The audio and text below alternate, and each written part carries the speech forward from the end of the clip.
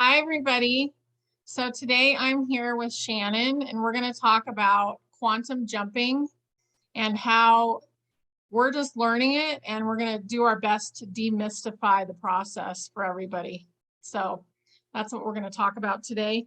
And basically, from what we're gathering, it is visualization and then stepping onto that timeline or into that body or whatever. So I'm gonna turn it over to Shannon for a bit and then I'll probably jump in once in a while. So take it I away. love that word. I love the word you chose, demystifying, because for so long I had heard of quantum jumping or quantum leaping and thought this is just way too difficult. I'll never be able to figure this out. And when it came into my reality, I sat down and I did some searching and was like, okay, let's read about this and see what it is. And I had read an article and it said, you need to turn around clockwise and then you turn around, you know, unclockwise, whatever the word is. Counterclockwise. And you Yeah. counterclockwise, thank you. And you do all this crazy stuff to build this energy up so you can do a quantum jump. And I was like, oh, this just sounds ridiculous. And so I sat down and just kind of tuned into my intuition to kind of get some answers about, okay, what is this and how do I do it? And the Mhm. answer was just so much more simple. It's just becoming a beingness, choosing a beingness, finding your timeline where you're your best self and stepping into that timeline. And so my very first where I saw some proof that this works was, you're in Colorado as well. And we had that whole summer of just smoke every day. Like we never saw the sun or the blue sky. And in Colorado, we're known for blue skies, 300 days or more out of the year, blue skies. And the entire summer was gray smoke, just, awful. And it was really, really getting to me. And so I had been complaining to a friend about the sky bothering me, and they're like, why don't you jump realities? And I was like, jump reality? Like, Huh. okay. So I sat down and I really was like giving thanks for the blue sky and seeing the blue sky with the sun in it and the, pretty fluffy clouds. And I Mhm. just really gave appreciation for that. And the next day the sky was blue and it never went back to those clouds again. The fires went out, whatever you want to call it. I see it as I jumped realities. So that was my first experience with that. Yeah, and some people might have still been experiencing the smoke. You never Yeah. know. I mean, Yeah. yeah. Yeah, when I was little, I think I was like 7, maybe. And it hadn't rained for a really, really long time. And we were living in Washington. And my parents had a garden and they're like, oh, I wish it would rain. And I'm like, we're going to go make it rain. So we ran around. We had this little flat area outside. And me and my friends went outside and we ran around in a circle and did a rain dance. And a half an hour later, it started to rain. And it just confirms like if you believe it, you can create it. Yeah, So, definitely. I agree with that 100%. yeah. That's pretty fun. I actually talked to a friend yesterday and we were talking about money. And she's like, well, my reality is that, I don't have a job right now and I don't have this. So I'm not going to have money. And I said, well, your reality is what you're creating. And if you wanted money, could just show up for you. You don't know. Yep. So I said, just put it in a package and put it on a path and then ask for a sign on how to get onto that path to pick up that money. Yep. So, Yep. And I've ebbed and flowed out, with money. Like I've had times where money was just going okay and everything was fine. And then all of a sudden, like 2020 was a really good example. Like right when mhm, COVID hit, I lost my job and I had no money coming in. And I was like, this is the end of the world, right? Yeah. And I was like, I'm never going to figure out how to make money again. And, and I really dwelled in that for a few weeks until I was like, okay, this is enough of this. Let's get out of this. And it was just like pretty much once I focused my attention of getting out, that it came right. My job with the same company came back. And, I started having money again and I was making extra money doing some other things that I was working on. And things just changed like that quick. It was the focus of attention. And I think so many people forget, like, where you place your attention is what you get. So if you focus on lack, you're going to have lots of lack. Yeah. there's a saying called energy flows where attention goes. Yeah, And true. I really like that one. And sometimes you don't really know what they're talking about. Like when somebody says that, when I first heard it, I was like, okay, whatever. I don't know what you're talking about. But now it feels like that makes complete sense. Yeah. So I've been doing certain things in the morning when I do my regular, you know, tune in the morning to kind of set the day up. And I've been doing the quantum jumping and the focusing and stuff. And I really like it. So, Yeah, I do too. I do it before bed. So I meditate when I first wake up in the morning, and I meditate before I go to bed. And then as I'm laying there getting ready to go to sleep, I start envisioning like what version of myself am I going to be the next day? And so I'll see yeah. myself, with, my house is in order, I wake up and I get ready for the day. I have my meals planned. I have these, like this life that I want to see created the next day. And ever since I started doing it, I won't say it's 100% like exactly as I saw it, but it's so much closer to 100% than it was before I started that like, that's amazing results. When you hit 80%, you're like, wow, this is really changing. Yeah. And just like you and I have talked about the feeling of just being so excited about everything. Like I Mhm. believe the quantum jumping, knowing that you can change these timelines, like when you're broke and you can get past that in one day. Like it could just change when you decide that it changes, and that you Yeah. have the power to do that. That gives you such excitement. Yeah. I feel like it's something that we're learning right now. And it's part of, raising your consciousness. And we're going into this like earth with that's fourth 4D positive, and then but we're going to be fifth dimensional, and that fifth dimension is all about like wisdom and having all your gifts and just expansion. And I'm so excited for expansion. Yeah, I I'm mean, so excited. that sounds pretty Yeah. exciting when you think about all the, the changes that we're Hmm. already seeing. Like it's not, I was going to say that are going to happen. They're happening right now. Like Yeah, right now, these changes are happening. we're And it's creating exciting. all of it. Yep. So, and it's just a willingness to suspend your disbelief, I guess is what to let go of your cognitive dissonance of like, ooh, that can't Yeah. happen, you know. Yeah. And for me, I know that was not with quantum shifting. I think I came into quantum shifting when I was ready for it. Because if I was still in doubt, like not having the self-belief, but like before with like the tuning in, there were times where there was some, self-belief problems that would come and be like, okay, is Mhm. this really real?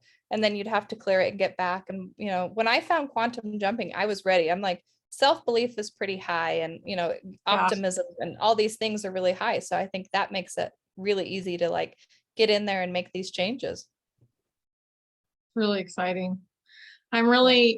I'm just looking forward to us evolving as humanity and just like learning more and more and more of how we can shift our own reality. And I think being willing to be the dork out front, doing crazy stuff is really what's going to help people. Yeah. And the more of us there are, the more normal it's going to become. And they're going to be like, oh, well, they just created like a whole new life for themselves. Why can't I do that? Yeah. And anybody can. That's the thing that's so exciting. And like if I could give any gift to people, if I could just hand it in a package and give it to them, and be that truth that you create your reality any way you choose. You can choose to do it through quantum jumping or positive thinking, or there's a Mhm. million paths to, to make your life better. But if I could hand it a gift to them, I'd want them to know that they could actually do it. Yeah. Yeah. We're totally capable of everything that we Yep. want to have happen. I So agree. it's a beautiful. So what else do we have to say about this stuff? You I know, Go ahead. go ahead. I'm just so excited to keep doing it. I can't wait to see like, I do my journal every day, and like I can Mhm. envision a year from now the crazy tales I'm going to be able to tell about the things that I've shifted in my life. One thing that would be fun to talk about is the Mandela effect, which I find interesting, because the Mandela effect, I never saw Mandela dying in prison. I saw him getting out of prison and coming into the world. But Right. there's several different ones that, like, I think it's Queen, the We Are the Champions. The ending of that, I am very specific how I remember it. How do you remember that song? How does it end? The last That bit of one it. I can't remember, but I do remember the Monopoly game. So, he always had a spectacle. Where did it go? There's certain things like also the deja vu. Like I remember standing in the driveway and there was a mushroom growing up in the driveway. And I was like, oh, I think I've seen that mushroom before, and I was just little, and I was thinking, what's happening? I don't understand what's happening right now. So I went inside and I was like, I just saw a mushroom that I've seen before. My dad's like, oh, deja vu. But I think that time itself is going to shift, going to be more circular instead of so linear. So we're going to see a lot more. And it might be kind of confusing at first, to try and Yeah. figure it out, what's going on. But I feel like it's going to get more and more prevalent. And also us knowing what the other person's thinking, like right away, is going to get more prevalent. The telepathy. Like, because Yeah. I can look at somebody now and just know what they're thinking, or somewhat, like, oh, it's about this, they're upset about this, or Yeah, I've been always tuned in really well to that too, like with people, especially if they're in a range of upset. Like I'll know, like if they're trying to pretend that they're not upset, I know instantly that they're upset. And in the yeah, past, I used to think it was always about me, like, oh, they're mad at me, because I would tune into it and that was what I would take on. And now I understand that has nothing to do with me. I'm sensitive to their energy. And then yeah, of course I always wanted to help, but yeah. I used to always want to help too, but yeah, now I'm kind of like, I'll guide if they want help, but if they don't ask, then I'm just gonna do what I'm supposed to be doing. But I remember, so I used to work in a store and I managed a store, and there was this huge window out in front before I became the manager. And this guy, I would always know, like, as they walked up, as the customers walked up, like how it was going to go, like if it was going to be horrible or okay or whatever. And I just knew by looking at them. And it was so crazy. I'd be like, oh, look out, here they come. It's going to be not good. Or, oh, it's so awesome. This is such a sweet person or whatever. But it was so valuable for me just to kind of like, then I could set myself up to figure out what to do next. But I think that's kind of the impasse way. And we have to be careful just in general to not over help, because we're taking away their own lessons that they have to learn. Yeah, I really So, worked my way through that stuff. I used to have the burden of the empath, if you want to call it that, really yeah, bad. And I like, if somebody comes to me, of course I will help, but I don't go out and like try to push my help on people the way I used to. yeah. I used to always do that. Even in relationships, I'd be like, oh, they can't handle it, so I'll just do it for them. Yeah. And I'm like, that was such a bad plan.